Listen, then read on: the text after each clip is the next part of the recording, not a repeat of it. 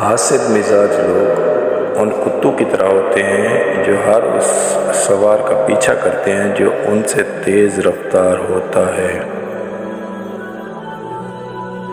معصوم افراد ہمیشہ دھوکہ کھاتے ہیں کیونکہ وہ غلط لوگوں پر بھروسہ کرتے ہیں۔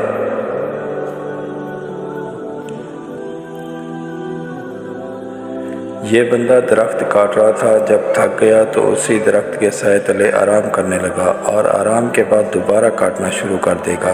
موقع پرست اور خود غرض لوگ بھی ایسے ہی ہوتے ہیں، بیک وقت فائدہ بھی اٹھاتے ہیں اور کاٹتے بھی ہیں۔ دنیا کی ہر چیز سے فائدہ اٹھائیں، پر کبھی کسی کمزور کی مجبوری کا فائدہ نہ اٹھائیں۔ انسانیت وہاں دم توڑ دیتی ہے جب ایک انسان کی مصیبت دوسرے کے لیے تماشا بن جاتی ہے۔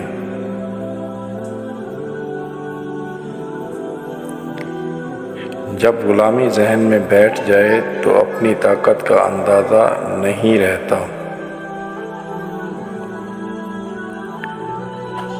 سخت ہاتھوں سے بھی چھوٹ جاتی ہیں انگلیاں، رشتے طاقت سے نہیں محبت سے تھامے جاتے ہیں۔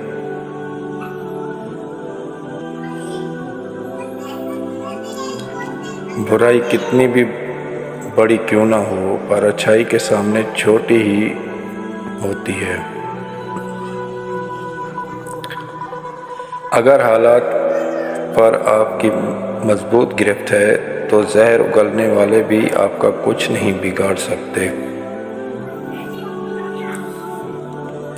کچھ لوگ اپنی اکڑ کی وجہ سے قیمتی رشتے کھو دیتے ہیں اور کچھ لوگ رشتے بچاتے بچاتے اپنی قدر کھو دیتے ہیں۔ سب سے زیادہ آپ کی ذات پر کیچڑ وہ اچھالے گا جسے پتہ چل جائے کہ آپ اب اس سے مزید دھوکہ نہیں کھائیں گے۔ راستہ ایک ہی تھا، فرعون ڈوب گیا، موسیٰ علیہ السلام گزر گئے۔ یقین اللہ پر رکھو، راستے پر نہیں۔ پیٹ اور غرور زیادہ بڑھ جائے تو اپنوں کو گلے لگانا مشکل ہو جاتا ہے۔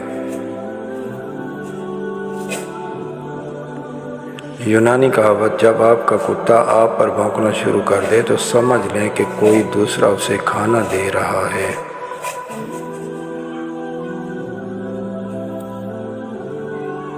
آج کی بات، لوگ کہتے ہیں پیسہ رکھو برے وقت میں کام آئے گا، دین کہتا ہے اللہ پر بھروسہ رکھو برا وقت ہی نہیں آئے گا۔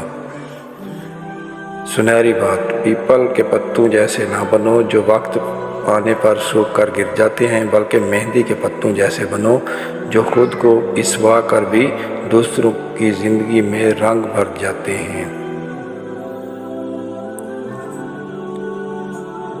طوطا مرچی کھا کر بھی میٹھے بول بولتا ہے اور نادان انسان میٹھا کھا کر بھی کڑوی بات کرتا ہے۔ سہنے والوں کو اگر صبر آ جائے تو کہنے والوں کی اوقات دو کوڑی کی رہ جاتی ہے۔